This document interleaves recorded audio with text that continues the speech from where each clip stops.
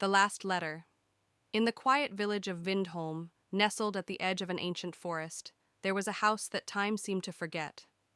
It was a small, weathered cottage, tucked away behind a thick blanket of ivy. The roof had grown a coat of moss, and the windows were often shrouded by the heavy curtains of age. This was the home of Elias, the village's most reclusive inhabitant. He was an old man, his hair thin and silver, his back hunched with the weight of years. The villagers would occasionally see him walking to the market or sitting in the small church, but mostly he kept to himself. His days were filled with the silence of solitude, interrupted only by the chirping of birds or the rustling of leaves in the wind. But Elias hadn't always been alone. Once, long ago, there had been Clara. She was the brightest star in the village, known for her laughter that filled the streets like music, and her smile that could light up even the darkest corners of the forest. Clara and Elias had been inseparable, their bond one of those rare, perfect loves that people only dream about. They'd spent years together, walking hand in hand through the village, talking about everything and nothing.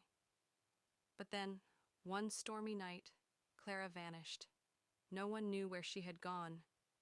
It was as if the earth had swallowed her whole. There were whispers, of course, stories about the strange happenings in the woods, rumors of hidden secrets beneath the village. But the truth remained a mystery. The only thing left behind was a letter, written by Clara herself, though its words seemed to hold more sorrow than hope. The letter had been found on the doorstep of Elias's cottage the morning after she disappeared. Its ink was smudged, as though she'd written it in a hurry, but the words were clear. My dearest Elias, I am sorry, more than I can say.